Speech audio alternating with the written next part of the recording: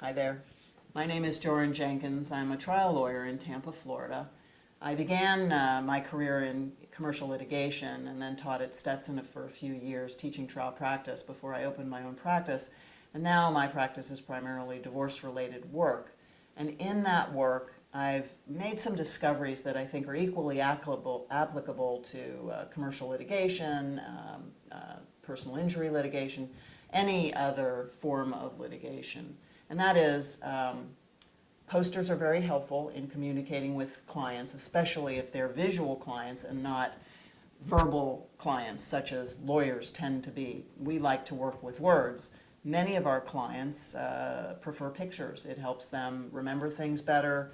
It helps them understand things better. And so I've created these posters, one of which is client goals. The reason I've created the client goals poster in particular is because in my work, especially in divorce, it's become clear to me that their clients' goals will change over time.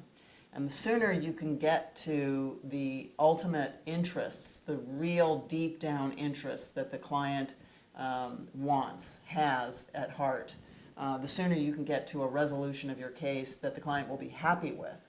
So I talk about client goals with my clients, and I tell them litigation itself is a stressor, which can temporarily transform a client's true goals into a knee-jerk desire to punish the opposing party. This has never been truer than in the case I have right now, where the client came to me. She had spent the previous year in Angola, where she was born, with her 2 children, with her husband's permission. She had come to the States originally to go to medical school, and that's where she met her husband. They married. He was from Nicaragua. And they both became American citizens. He's practicing law here, but she was giving back to her community in Angola and wanted a trial separation as well. They weren't getting along as well as they thought they would from their 2 separate cultures. And so she came back to bring the kids for the summer to visit with their dad. That was their agreement, that she would bring them back for Christmas and summer and intermittent holidays. And while she was here, she came to see me about getting divorced collaboratively in a very amicable, and when I talked to her about the potential problems with the case, the children were not a problem because they had already agreed that the kids would stay in Angola for a couple of years with her before coming back and going to Montessori school here in the States. And so I didn't perceive that the kids were an issue, and in fact it's because she didn't either, until a week later when she came into my office in hysterics because she had been served with an ex parte order that she could no longer see her children.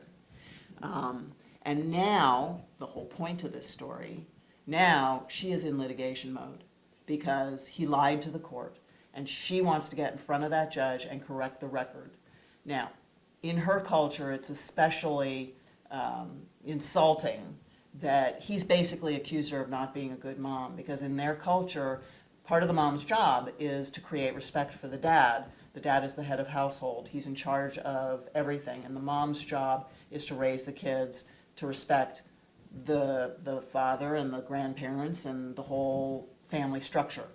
So she has been insulted in such a way that it's very hard for me to calm her down now.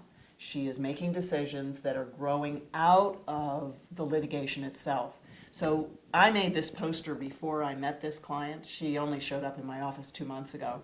But it is so true that litigation itself is a stressor that can temporarily transform a client's true goals into a knee-jerk desire to punish the opposing party. Or even here, I don't think she really wants to punish him. She just wants to set the record straight, and she wants the judge to understand that she didn't do what he said about her.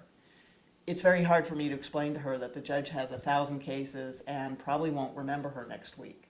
So keep that in mind when you're talking about client goals. Those situations apply equally well in commercial transactions, in commercial litigation.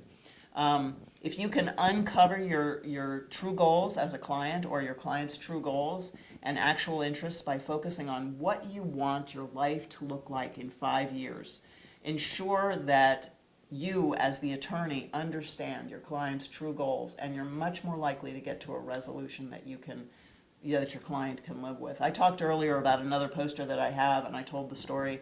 We've all heard about these cases where there was medical malpractice and a child died, and the family sued the hospital and the doctors, and at the end of the day, they didn't want money.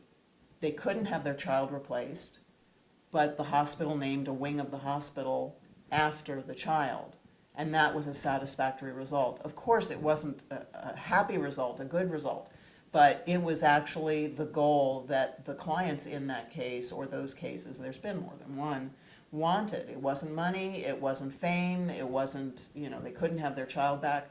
So dig deep and try to find out where your client's goals are, and then keep in mind a client's goals always come before his attorney's goals, even if it means that the attorney makes less money.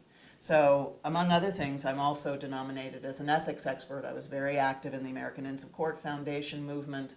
I started my Inn of Court 31 years ago, something like that, and it's still going strong. We've had 7 or 8 spin-off inns here in Tampa, and I helped start another 30 or 40 inns in the Southeast. And so my interest in ethics kind of informs me here. It means that your client's goals come first and the attorney's goals come second.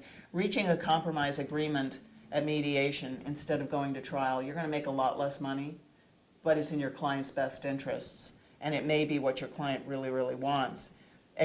Although they may say in the moment that they don't, and you really have to work hard to convince them. If it's the right result, you need to put their interests ahead of yours instead of saying, okay, if you want to go to trial, that's great. I'll make more money. It's good.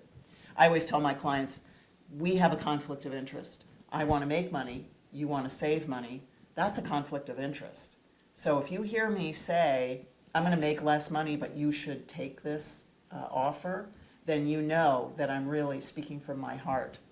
Accepting a lower settlement amount. That's the next example. Even though the attorney's fees are contingent on the amount accepted and are therefore less. So if you're a personal injury lawyer, you know this. You often will settle a case for less than you might get at trial just because a bird in the hand is worth 2 in the bush, but also because it's in your client's best interests, even though you'll make less money. Not filing a motion for every little issue. You don't file a motion when the husband shows up 15 minutes late for visitation, because it's going to cost your client money. It's really not worth spending that money just to make the point. And then not filing an appeal when the chances of success are minimal. Many people appeal cases. I do a lot of appellate work. I taught appellate practice as well as trial practice. And you see people appealing, and I'm fairly well convinced it's because the attorneys did not share with them how limited their chances on appeal are and that they're really wasting their money. The attorney put his own interests ahead of his clients, and that's not right. So keep in mind that if you can keep your clients focused on their true goals, you can probably get them to a resolution that they'll be happier with. And at the end of the day, you can ask them for a testimonial that they can put on Avo or on LinkedIn or on Facebook or on your website that will make you look good and get you more clients in the door at the end of the day.